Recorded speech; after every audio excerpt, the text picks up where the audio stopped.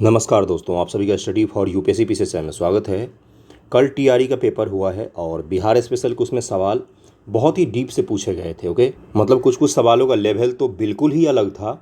उतना डीप मेरे हिसाब से टीचर के एग्ज़ाम में तो नहीं पूछना चाहिए थे, क्योंकि टीचर का वो भी प्राइमरी की अगर हम बात करें या ठीक है 10वीं तक के टीचर की बात करें तो इतना डीप में उनको ना तो पढ़ने की ज़रूरत है और ना उनको पता होने की ज़रूरत है। और बिहार स्पेशल का तो हिस्ट्री भी नहीं पढ़ाया जाता स्कूल में, वहाँ से सवाल बहुत सारे पूछे गए थे।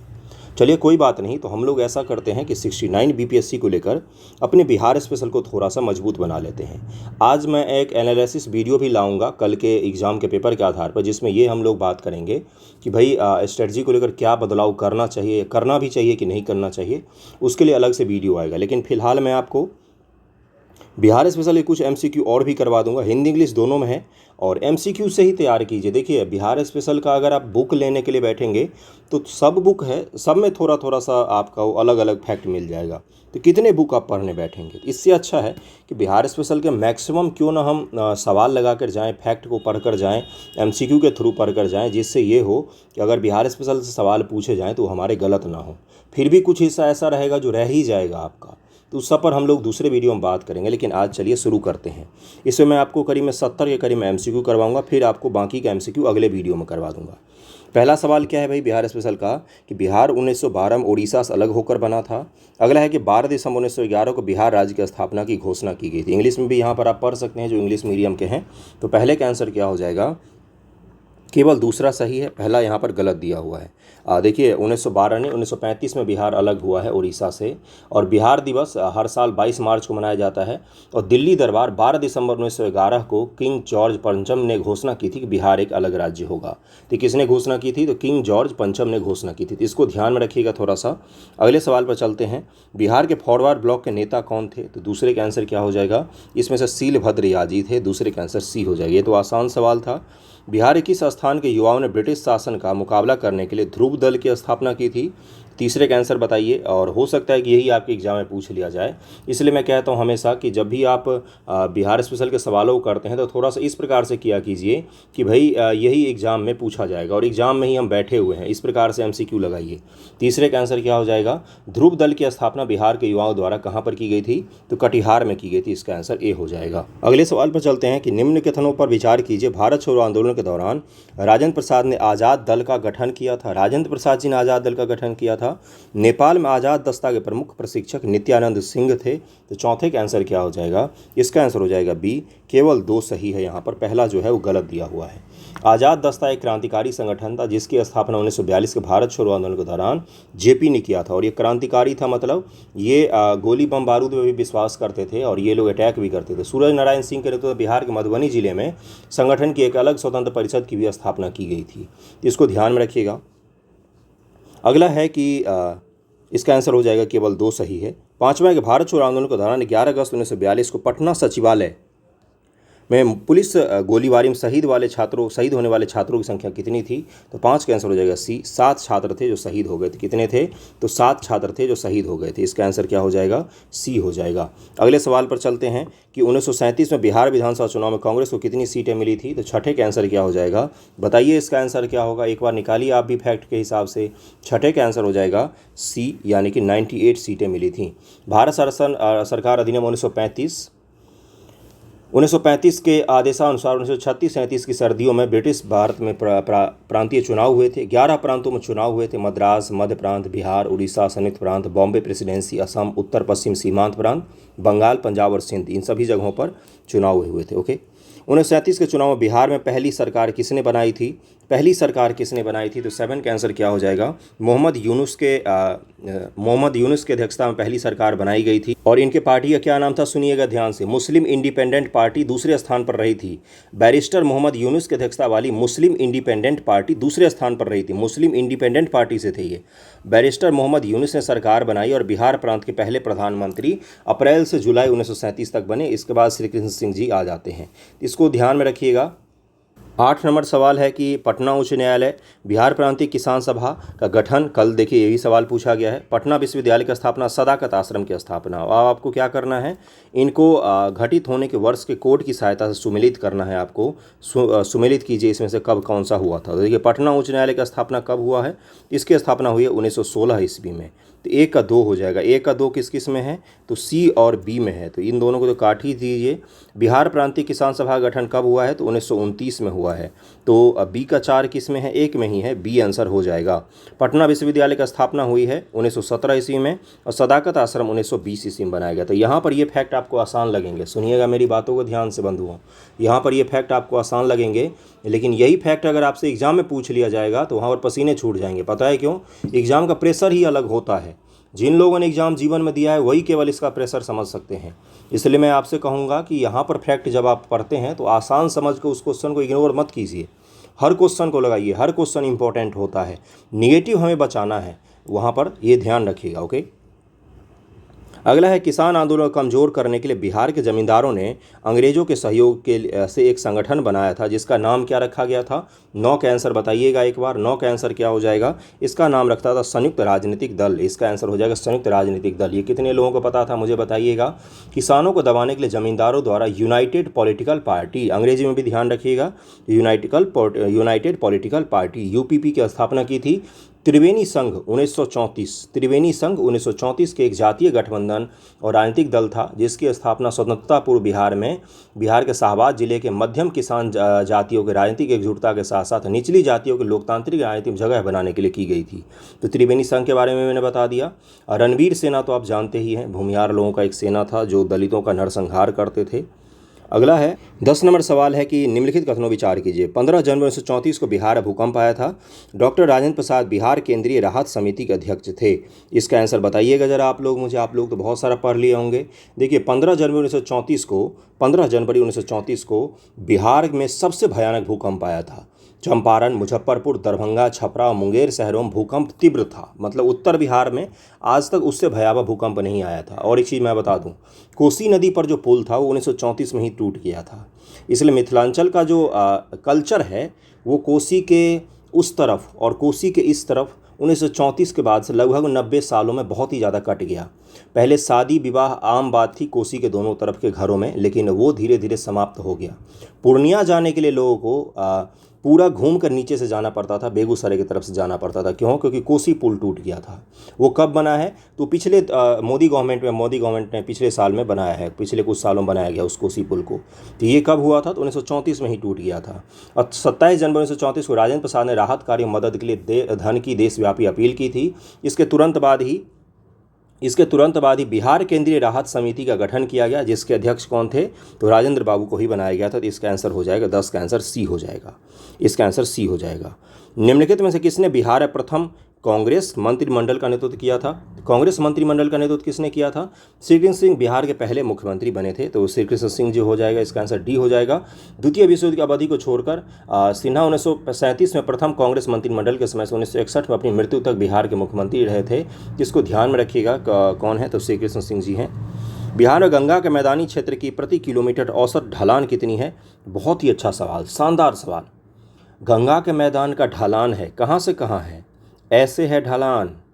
इसीलिए सारी नदियाँ आपको इस तरह से बहती मिलती हैं। सारी नदियाँ गंगा जी में ऐसे मिलती हैं, ऐसे मिलती हैं। क्यों हैं? क्योंकि ढलान ही उस तरह से है। ओके, तो पूछा गया प्रति किलोमीटर औसत ढलान कितना है। और ये केबीसी नैनो में भी है, दृष्टि में भी है, क्राउन में भी है, इम्तियाज़ अहमद में भी है। अब आपने पढ़ा है कि नहीं पढ़ा, ये आप पर डिपेंड करता है। बुकों के पीछे मत भागिए, एक बुक को 10 बार पढ़ लीजिए, वो ज़्यादा सही होता है। तो 12 का आंसर क्या हो जाएगा, 6 सेंटीमीटर प्रति किलोमीटर के हिसाब से बिहार में ढलान है। इसको ध्यान रखें। परिणाम स्वरूप बाढ़ पटना से लेकर भागलपुर तक गंगा के दक्षिणी तट पर कई दलदल भी बन गए हैं। बिहार में इन दलदलों को ताल के नाम से जाना जाता है। तो 12 का आंसर डी हो जाएगा। और एक चीज़ सुनिएगा, उत्तरी मैदान की तुलना में दक्षिणी के जो मैदान हैं उनका ढलान अधिक चिकना है। ओके, बिहार के निम्नलिखित किस व्यक्ति ने दांडी मार्च भाग लिया था। आंसर बताइएगा। अब आप सबने पढ़ लिया होगा भाई, सारे पढ़ाकू बच्चे हैं यहाँ पर। बताइए इसका आंसर क्या होगा, बताइए एक बार। देखिए 13 का आंसर क्या हो जाएगा, 13 का आंसर हो जाएगा डी, केवल और केवल 3 इसका आंसर हो जाएगा। गिरिवरधारी चौधरी जी जो हैं ये महात्मा गांधी के शिष्य थे। उन्होंने अपना छात्र जीवन महात्मा गांधी के साथ साबरमती आश्रम बिताया था। वो बिहार के एकमात्र व्यक्ति थे जो सविनय अवज्ञा आंदोलन के तहत दांडी मार्च में महात्मा गांधी के साथ थे। इसका आंसर क्या हो जाएगा? डी हो जाएगा। इसको ध्यान में रखिएगा। अगला है कि बिहार चारों ओर से भूमि से घिरा राज्य है, फिर भी इसने नमक सत्याग्रह में भाग लिया। बिहार में निम्नलिखित में से किसके नमक प्राप्त करके नमक कानून का उल्लंघन किया गया था? देखिए, पूछा गया कि बिहार के पास तो समुद्र का तट नहीं है, तो बिहार के लोगों ने नमक आंदोलन में जो भाग लिया तो कौन सा नमक बनाया? तो 14 का आंसर क्या हो जाएगा? इन्होंने नमकीन मिट्टी से नमक बनाया था। ये आंसर हो जाएगा। अब सुनिएगा, सारण व चंपारण जिले बिहार में सत्याग्रह शुरू करने वाले पहले 2 जिले थे। कौन से? सारण और चंपारण। 1930 के शुरुआत में बिहार में उत्साह था और सारण सहित बिहार के कई जिलों में नेहरू जी के दौरे ने लोगों को प्रेरणा से भर दिया था और लोगों ने मिट्टी से नमक बनाने की कोशिश की थी। और इसको ध्यान में रखिएगा। आपको लग रहा होगा मिट्टी से कैसे नमक बनता है, एक चीज़ मैं बताता हूँ, गूगल कीजिएगा, फ्लिपकार्ट वगैरह पर मिलता भी है। हिमालयन सॉल्ट, हिमालयन सॉल्ट दुनिया में सबसे महंगा सॉल्ट होता है। हिमालयन सॉल्ट पत्थर से बनता है। इसके उत्पादन में पाकिस्तान नामक देश प्रमुख है। आजकल बड़ा चर्चा में है। मुझे लगता है कभी भी यूपीएससी वाले भी पूछ लेंगे। क्यों? क्योंकि लोग पॉजिटिविटी के लिए हिमालयन सॉल्ट के बड़े बड़े पत्थर को, क्रिस्टल जैसा दिखता है वो चमकीला, उसको लाकर घर में रख लेते हैं कि पॉजिटिविटी आएगा। और काफ़ी कॉस्टली बिकता है हिमालयन सॉल्ट। काफ़ी कॉस्टली का मतलब काफ़ी ज़्यादा कॉस्टली बिकता है। लोग खाते भी हैं उसको, खाने के तौर पर भी खा सकते हैं आप खाने वगैरह में डाल के। लेकिन हिमालयन सॉल्ट का अपने देश में क्या उत्पादन बहुत ज़्यादा होता है? नहीं होता है, लेकिन मुख्य रूप से इसका उत्पादन पाकिस्तान में होता है। पाकिस्तान में खूब सारा उत्पादन होता है। तो मिट्टी से सॉल्ट बनाने का तकनीक आज का नहीं है, बहुत पुराना है। तो इस 14 का आंसर क्या हो जाएगा? ए हो जाएगा। बिहार में मैजिक लैंटर्न का व्याख्यान किससे संबंधित है? तो 15 का आंसर क्या हो जाएगा? ये संबंधित है सविनय अवज्ञा आंदोलन से। डी आंसर हो जाएगा। जादुई लालटेन का व्याख्यान बिहार के मुजफ्फरपुर में आयोजित किया गया था। यह घटना ब्रिटिश अधिकारियों के खिलाफ सविनय अवज्ञा आंदोलन के दौरान हुई थी। इस कार्यक्रम में मुजफ्फरपुर में सत्याग्रहियों में उत्साह पैदा करने के लिए आयोजित किया गया था। ओके, मुजफ्फरपुर में। सविनय अवज्ञा आंदोलन 15 फरवरी 1932 के दौरान पुलिस की गोलियों से 34 स्वतंत्रता सेनानी कहाँ पर शहीद हो गए थे? बताइए अब इसका आंसर। आप लोग तो बहुत होशियार बच्चे हैं, सच में पढ़ाकू है भाई। बताओ इसका आंसर क्या होगा सविनय अवज्ञा आंदोलन का? 16 का आंसर क्या होगा? पिछले साल ये चर्चा में था। मैं आपको पहले ही बता दूँ, पिछले साल ये खूब ज़्यादा चर्चा में था, क्योंकि मुख्यमंत्री महोदय वगैरह भी ने भी इसकी चर्चा की थी। बिहार के मुख्यमंत्री हैं या उप मुख्यमंत्री महोदय हैं, उन लोगों ने भी इसकी चर्चा की थी। बताइए क्या हो जाएगा? ये तारापुर गोलीकांड है। 16 का आंसर क्या हो जाएगा?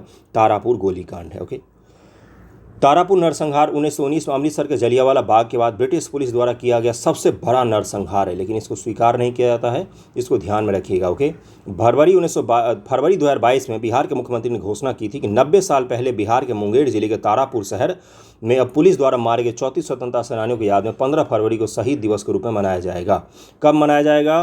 15 फरवरी को शहीद दिवस के रूप में मनाया जाएगा। ये भी ध्यान रखना है। किसके याद में? तो तारापुर में जो नरसंहार हुआ तो उनकी याद में। फणींद्रनाथ घोष की हत्या किसने की थी? 17 का आंसर क्या हो जाएगा? फणींद्रनाथ घोष की हत्या की थी। इसका आंसर हो जाएगा ए, चंद्रमा सिंह और बैकुंठ शुक्ल ने।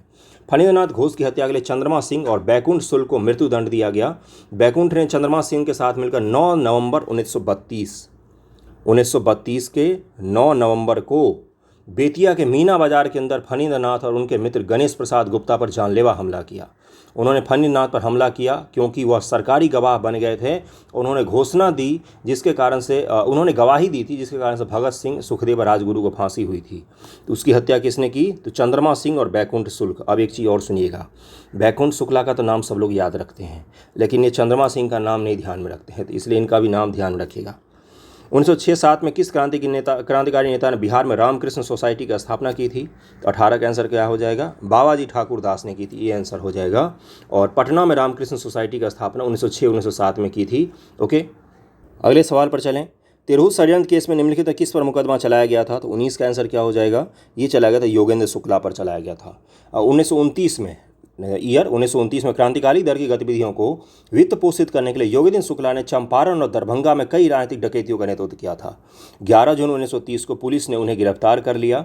1931 में शुक्ला को तिरहुत षड्यंत्र केस के नाम से जाने जाने के बाद 10 साल की सजा दी गई थी। ओके, बिहार में राजनीतिक पीड़ित दिवस कब मनाया गया? तो 20 का आंसर क्या हो जाएगा? 20 का आंसर हो जाएगा बी, 10 अगस्त 1929 को।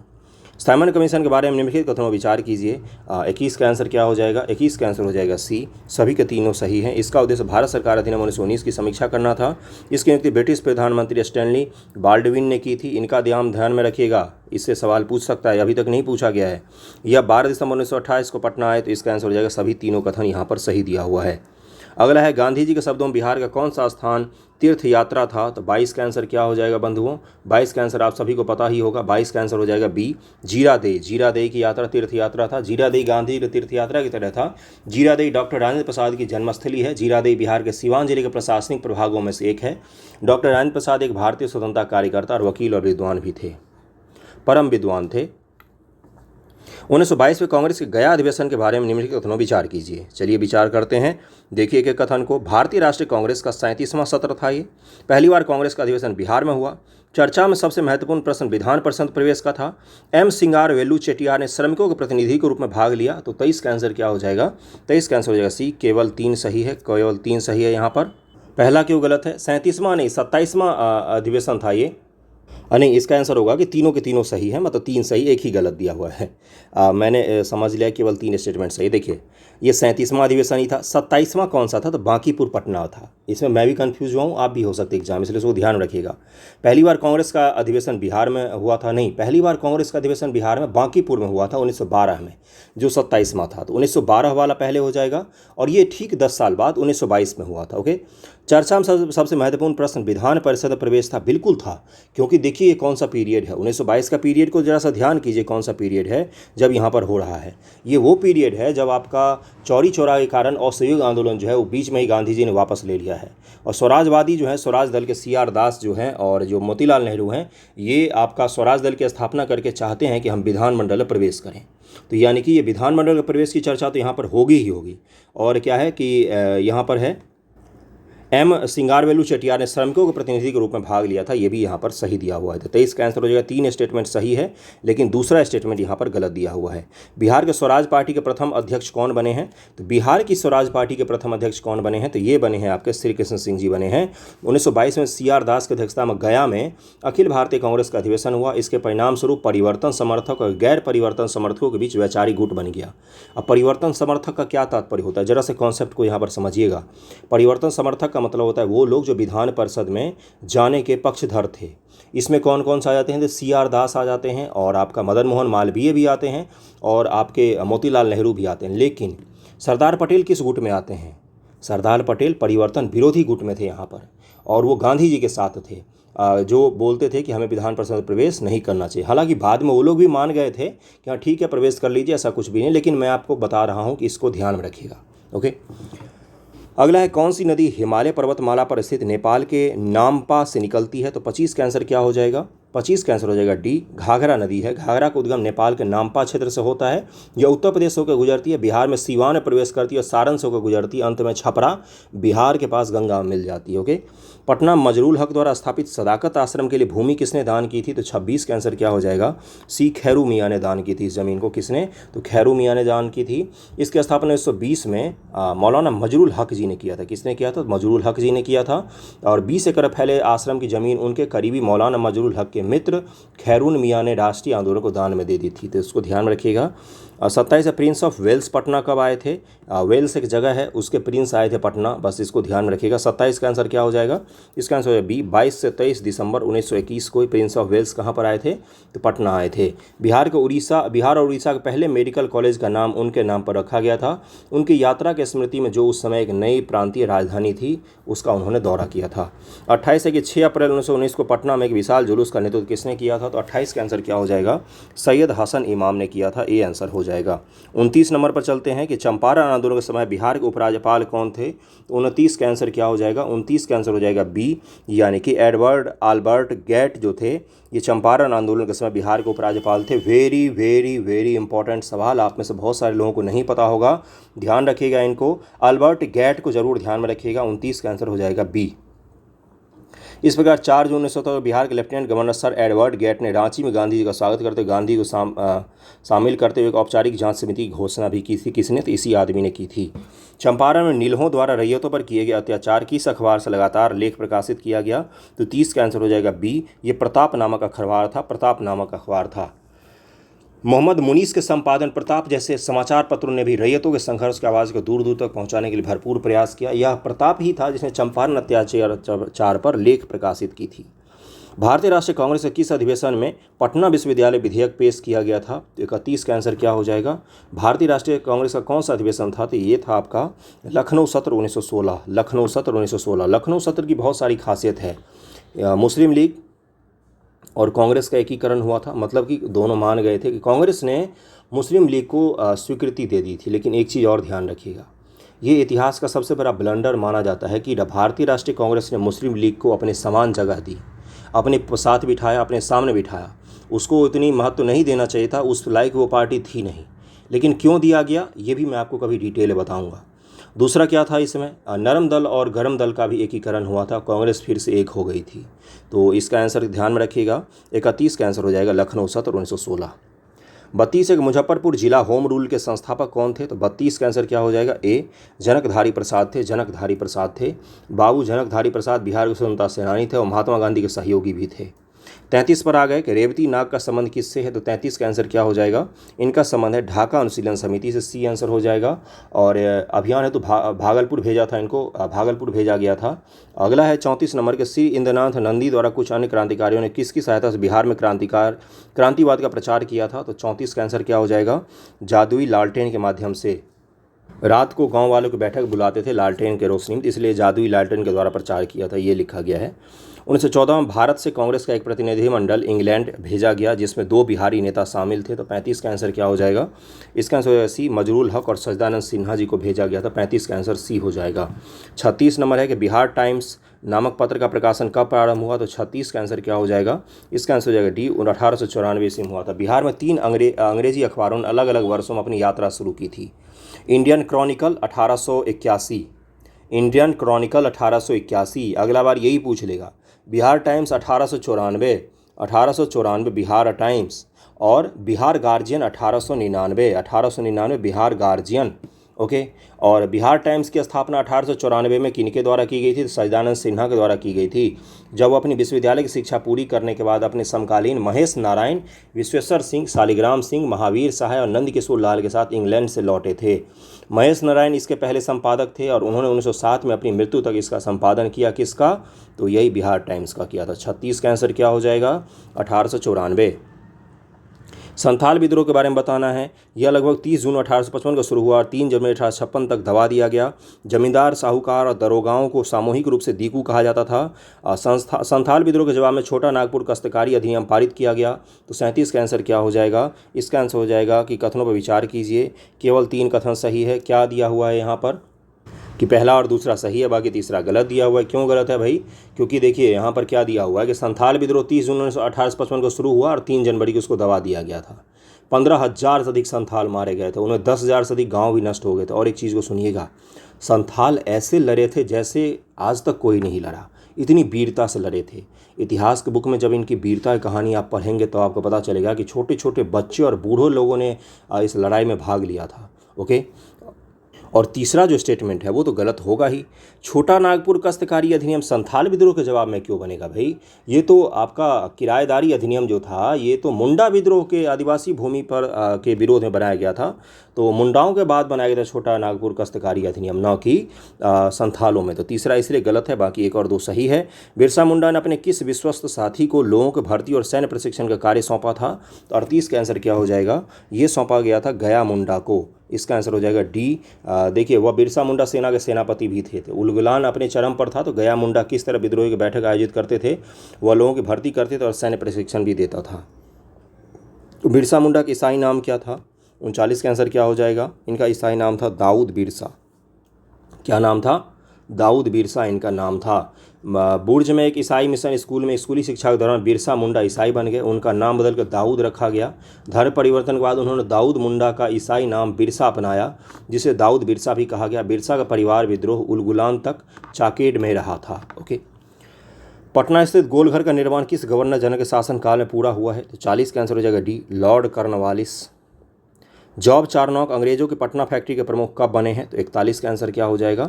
सी हो जाएगा, यानी कि 1664 ईस्वी में बने हैं। 1664 ईस्वी में बने हैं। 41 का आंसर सी हो जाएगा। 42 नंबर है कि स्वराज पार्टी के बिहार शाखा के दूसरी बैठक के अध्यक्ष किसे चुना गया है? तो 42 का आंसर हो जाएगा ए, अरुणंजय सहाय वर्मा को चुना गया, अरुणंजय सहाय वर्मा को। 43 है मनिहारी के युद्ध में सिराजुद्दौला ने शौकत जंग को पराजित कर उसकी हत्या कर दी थी। शौकत जंग कहाँ का नवाब थे? तो 43 का आंसर हो जाएगा बी, पूर्णिया के नवाब थे। नवाब अली वर्दी खान के अधीन पूर्णिया के नवाब नाजिम डिप्टी गवर्नर शौकत जंग मुर्शिदाबाद की मसनद पर सिराजुद्दौला का प्रतिद्वंदी दावेदार थे। इस विद्रोह के फलस्वरूप 1756 में सिराजुद्दौला और सफदरजंग के बीच मनिहारी का युद्ध हुआ था। कौन सा? तो मनिहारी का, जिसमें सिराजुद्दौला की जीत हुई थी और शौकत जंग की मृत्यु हो गई थी। फिर सिराज किस में भाग लेगा? तो पलासी के युद्ध में वो भाग लेगा। बिहार की यात्रा करने वाला पहला ब्रिटिश यात्री कौन था? आसान और इम्पोर्टेंट सवाल है। 44 का आंसर क्या हो जाएगा? ये रॉल्फ फिच था। रॉल्फ फिच ब्रिटिश यात्री थे, बिहार आए तो उसने 1587 में 1587 में किसका शासन था भाई? तो 1587 में अकबर था। 1604 तक रहा है अकबर। टाइम पीरियड को थोड़ा सा ध्यान में रखने की कोशिश कीजिए। बिहार का अंतिम अफगान शासक कौन था? अंतिम अफगान शासक अफगानी मूल के कौन से शासक थे? तो 45 का आंसर क्या हो जाएगा? दाऊद खान का करारानी था। दाऊद खान करारानी, सी आंसर हो जाएगा। किस शासक ने तिरहुत में एक टकसाल की शहर की स्थापना की जिसे तुगलकाबाद उर्फ तिरहुत भी कहा जाता है?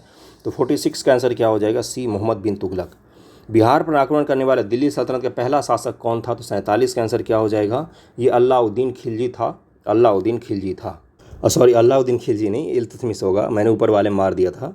इसका आंसर इल्तुतमिश होगा। देखिए, इल्तुतमिश के समय में ही पहली बार बिहार शरीफ पर कब्जा किया गया था। कहाँ पर? तो बिहार शरीफ पर किया गया था। बिहार शरीफ पर किया गया था। और एक चीज़ ध्यान रखिएगा, देखिए प्राचीन भारत में आपको राजगीर और पटना वगैरह में मिलता है, और आपको मध्यकालीन भारत में बिहार शरीफ की खूब ज़्यादा महत्व हो जाती है। बिहार शरीफ का जो वर्तमान का बिहार शरीफ है। फिर जब शेरशाह सूरी का शासन आता है दिल्ली सल्तनत के पश्चात, जब मुग़लों के पीरियड शुरू होता है और शेरशाह सूरी जो बनता है, तब क्या हो जाएगा? तब आपका फिर से पटना राजनीतिक केंद्र के रूप में स्थापित हो जाता है। तो इसको थोड़ा सा ध्यान रखने की कोशिश कीजिएगा। 1225 ईस्वी में, कब? 1225 में। देखिए 1206 से 1212 तक कौन रहता है शासक? तो कुतुबुद्दीन ऐबक रहता है। और उसके बाद से इल्तुतमिश बनता है, आपको पता ही होगा। और इल्तुतमिश ने बिहार शरीफ पर कब्जा किया। वह सैन्य अभियान आयोजित करने और दिल्ली सल्तनत के अधीन बिहार पर कब्जा करने वाला पहला सुल्तान था। कुतुबुद्दीन ऐबक के गुलाम इल्तुतमिश ने बिहार शरीफ और बाढ़ पर आक्रमण किया। बाढ़ जो है वर्तमान का, और बाद में लखनौती चला गया। लखनौती वर्तमान का असम और बंगाल का कुछ इलाकों को मिला देंगे ना आप, किशनगंज के पास वाला इलाका, तो वहाँ पर आपको लखनौती मिल जाएगा। और बांग्लादेश का भी कुछ इलाका है। बख्तियार खिलजी कुतुबुद्दीन ऐबक के सैन्य जनरलों में से एक था। उन्होंने 1198 बिहार पर आक्रमण किया और नालंदा विश्वविद्यालय को भी नष्ट कर दिया था। तो इसको ध्यान रखिएगा। अगला सवाल है 48 नंबर की, ककोलत जलप्रपात बिहार की ज़िले में स्थित है? तो 48 का आंसर क्या हो जाएगा? 48 का आंसर ए, नवादा में स्थित है ककोलत जलप्रपात। कहाँ पर है? तो ककोलत जलप्रपात नवादा में है। और ये 150 से 160 फीट की ऊंचाई से गिरता है और झरने के आधार पर एक प्राकृतिक जलाशय भी बनाता है। ये मिथिला में स्वतंत्र कर्नाट राजवंश की स्थापना किसने की थी? तो 49 का आंसर हो जाएगा नान्यदेव ने की थी। नान्यदेव मिथिला के स्वतंत्र कर्नाट राजवंश के संस्थापक थे। वो हरसिंह देव के पूर्वज और सुहेल देव के वंशज से थे। उन्होंने सिमरौनगढ़ में अपनी राजधानी स्थापित की थी। सिमरौनगढ़, ओके। और 50 वर्षों के तहत बृहद मिथिला क्षेत्र पर शासन भी किया था इन्होंने। किस शिलालेख से तुरुस्क दंड नामक कर का उल्लेख मिलता है? तो 50 का आंसर क्या हो जाएगा? 50 का आंसर हो जाएगा डी, मनेर ताम्रपत्र शिलालेख से हमें मिलता है। 50 का आंसर हो जाएगा डी, मनेर ताम्रपत्र शिलालेख से हमें जानकारी मिलता है तुरुस्क नामक कर का। 51 नंबर है कि निम्नलिखित में कौन सा लेखक बिहार में रुका और बख्तियार खिलजी के हमलों के बारे में प्रत्यक्ष जानकारी प्रदान की? कौन सा लेखक था? तो 51 का आंसर क्या हो जाएगा? इस लेखक का नाम है मिन्हाज-उस-सिराज। मिन्हाज-उस-सिराज। और इसके बुक का क्या नाम है? तबकात नासरी। तबकात नासरी नाम है इसके बुक का। और तबकात नासरी पूछा जा चुका है। तबकात ए नासरी। निम्नलिखित में से किस मौखरी शासक को मगध के स्वामी के रूप में जाना जाता है? मौखरी वंश के किस शासक को जाना जाता है? तो 52 का आंसर क्या हो जाएगा? ये हो जाएगा सर्ववर्मन। सर्ववर्मन को जाना जाता है। सर्ववर्मन को जाना जाता है, ओके। 53 नंबर है कि चीनी तीर्थयात्री फाहियान पाटलिपुत्र में कितने समय तक रहा था? कठिन सवाल है। 53 का आंसर क्या हो जाएगा? 53 का आंसर हो जाएगा सी, 3 वर्षों तक रहा था। 54 है कि अशोक का शिलालेख निम्न से कौन सा शिलालेख बिहार में नहीं मिला है? लौरिया ररेजा, लौरिया नंदनगढ़, रुम्मनदेई, रामपुरवा। तो 54 का आंसर क्या हो जाएगा? 54 का आंसर हो जाएगा रुम्मनदेई, जो है वर्तमान के नेपाल के लुम्बिनी में है। ये लुम्बिनी में है। ये कहाँ पर है? तो लुम्बिनी में है, ओके। निम्न से किस शासक ने पहली बार पाटलिपुत्र को मगध की राजधानी बनाया? तो ये उदयन था ये, इसका आंसर सी हो जाएगा। मगध के किस शासक ने अपने मंत्री वत्सकार को लिच्छवी क्षेत्र में उसके बीच मतभेद के बीज बोने के लिए भेजा था? तो 56 का आंसर क्या हो जाएगा? अजातशत्रु ने भेजा था इसको। निम्न से कौन सा महाजनपद आधुनिक बिहार के क्षेत्र में स्थित नहीं था? तो 57 का आंसर क्या हो जाएगा? सी, वत्स जनपद नहीं था। वत्स की राजधानी थी कौशाम्बी और वर्तमान के इलाहाबाद के पास था। ओके। 58 है कि अथर्ववेद में वर्णित व्रात्य शब्द का तात्पर्य निम्नलिखित लोगों से है। तो 58 का आंसर क्या हो जाएगा? 58 का आंसर हो जाएगा डी, मगध के क्षेत्र को व्रात्य कहा जाता। तो इसका तात्पर्य होता था ऐसे लोग जिनसे नहीं मिलना चाहिए, ऐसी जगह जहाँ पर नहीं जाना चाहिए, वो कहा जाता था। ओके, मगध का क्षेत्र हो जाएगा। 59 है कि गया जिले के अपसट से खुदाई में प्राप्त विष्णु मंदिर के ईंट की दीवार पर किस महाकाव्य की कहानी चित्रित की गई है? तो 59 का आंसर क्या हो जाएगा? 59 का आंसर हो जाएगा गयासुर पर विजय की जो गाथा है वही लिखा गया है। भगवान विष्णु ने गयासुर पर विजय प्राप्त की थी। 60 है, निम्न से कौन सा शिलालेख पाल शासकों के बारे में जानकारी प्रदान करता है? तो 60 का आंसर हो जाएगा डी, उपरोक्त में सभी। देवपाल का मुंगेर ताम्रपत्र, नारायणपाल का भागलपुर ताम्रपत्र, विग्रहपाल का बानगढ़ ताम्रपत्र, ये सभी के सभी प्रदान करते हैं। 61 है कि बिहार में कोयला कहाँ से प्राप्त होता है? तो 61 का आंसर क्या हो जाएगा? इनमें से देखिए, इनमें से भागलपुर से प्राप्त होता है, इसका आंसर सी हो जाएगा। अभी तक बिहार में कोई कोयला खदान नहीं है, लेकिन भागलपुर के BCCL को कोयला ब्लॉक आवंटित किया गया है, तो इसको ध्यान में रखिएगा, इसका आंसर सी हो जाएगा। अगला है पेपर, सिगरेट, प्लाईवुड, जूट, और इधर आपको मैच करना है कहाँ पर किसका उद्योग चलता है। एक बार मैच कीजिए, इसको देखिए। पेपर का कहाँ पर हो जाएगा? तो ये हो जाएगा डालमिया नगर। सिगरेट का कहाँ पर हो जाएगा? तो सिगरेट का हो जाएगा दिलवरपुर। प्लाईवुड का हाजीपुर में है और जूट का पूर्णिया में हो जाएगा। 1, 2, 3, 4 इसका आंसर हो जाएगा बी हो जाएगा। बिहार में गिद्ध संरक्षण योजना के बारे में निम्नलिखित कथनों विचार कीजिए। एक बार विचार कीजिए, देखिए कौन कौन सा इसमें से सही दिया हुआ है। 63 का आंसर निकालने की कोशिश एक बार खुद से भी कीजिए। इसका आंसर हो जाएगा, इसे गिद्ध संरक्षण प्रजनन के हरियाणा के तर्ज पर वाल्मीकि टाइगर रिजर्व में स्थापित करने का प्रस्ताव किया गया है। तो इसका आंसर हो जाएगा कि भाई पहला गलत दिया हुआ है। क्यों गलत दिया हुआ है? क्योंकि वन अधिकारियों ने उत्तराखंड के कॉर्बेट नेशनल पार्क की तर्ज पर इसको स्थापित किया है, तो पहला गलत हो जाएगा। पहला को काट दीजिए तो आपको 3 स्टेटमेंट काट देंगे, तो उसके बाद से आंसर निकल जाएगा 2 और 3 इसका आंसर हो जाएगा। सफाई कर्मी के रूप में गिद्ध अपने पीछे हड्डियों सहित कुछ भी नहीं छोड़ते। गिद्ध खाद्य श्रृंखला में सबसे ऊपर होते हैं, तो इसका आंसर हो जाएगा 2 और 3 सही है। भीमबांध अभ्यारण्य मुंगेर किस प्रकार का वन क्षेत्र है? तो 64 का आंसर क्या हो जाएगा? किस प्रकार का है ये? तो 64 का आंसर हो जाएगा बी, साल वन यहाँ पर पाए जाते हैं, बी हो जाएगा। विक्रमशिला गंगा डॉल्फिन अभ्यारण्य के बारे में निम्नलिखित कथनों विचार कीजिए। एक बार विचार आप भी कीजिए, बाकी तो मैं बताऊंगा ही आपको कितने कथन सही हैं इसमें से। तो इसमें से देखिए, जो यहाँ पर दूसरा स्टेटमेंट दिया हुआ वो गलत है कि 2005 में इसको किया गया है डॉल्फिन अभ्यारण्य के रूप में अधिसूचित, जबकि 1991 में इसको डॉल्फिन अभ्यारण्य के रूप में अधिसूचित किया गया था। दूसरा गलत है, यानी कि केवल 3 स्टेटमेंट यहाँ पर सही है, तीनों बाकी सही हैं। यह भारत का एकमात्र डॉल्फिन अभ्यारण्य है। इसे बॉम्बे नेचुरल हिस्ट्री सोसाइटी द्वारा महत्वपूर्ण पक्षी क्षेत्र के रूप में अधिसूचित किया गया है। यह भागलपुर जिले के सुल्तानगंज से कहलगांव तक गंगा नदी में 60 किलोमीटर का हिस्सा है। बिहार में स्थित अभ्यारण्य और प्राणी उद्यान और वहाँ स्थित जिलों का आपको मैच करना है। संजय गांधी जैविक उद्यान कहाँ पर है? तो यहाँ तो आप घूमने गए होंगे, पटना में है। 1 का 5 हो जाएगा। 1 का 5 देखिए किस किस में है, इन दोनों काट दीजिए। उसके बाद से वाल्मीकि बाघ अभ्यारण्य कहाँ पर है? तो ये पश्चिमी चंपारण। बी का 3 दोनों में ही है। कैमूर अभ्यारण्य कहाँ पर है? तो कैमूर अभ्यारण्य है आपका रोहतास में, यानी सी का 2 होना चाहिए। सी का 2 किस में है? तो ए में है, ए आंसर हो जाएगा। गौतम बुद्ध वन्यजीव अभ्यारण्य कहाँ पर है? तो ये है आपका गया में। पंत वन्यजीव अभ्यारण्य कहाँ पर है? तो ये है नालंदा जिले में। इसको ध्यान में रखिएगा, इंपॉर्टेंट सवाल है, ए आंसर हो जाएगा। भारत वन स्थिति रिपोर्ट 2021 के अनुसार बिहार के कुल भौगोलिक क्षेत्रफल का कितना % वन क्षेत्र है? तो 67 का आंसर क्या हो जाएगा? 67 का आंसर हो जाएगा सी, 7.84%। निम्न से किस फसल की खेती बिहार में खरीफ, रबी, गर्मी सभी मौसमों में की जाती है? तो 68 का आंसर हो जाएगा बी, मक्का की खेती की जाती है। बिहार में भूमि सुधार अधिनियम कब लागू किया गया है? तो 69 का आंसर क्या हो जाएगा? ये हो जाएगा ए, 1950 में लागू किया गया। मेहसाना और नागपुरी किस जानवर की नस्लें हैं? तो 70 का आंसर क्या हो जाएगा? ये भैंसों की नस्लें हैं। 70 सवाल मैंने करवा दिए हैं आपको, बाकी के सवाल मैं अगले वीडियो में आपको करवा दूंगा। सवाल पसंद आए तो वीडियो को शेयर जरूर कीजिएगा। थैंक यू सो मच आप सभी का।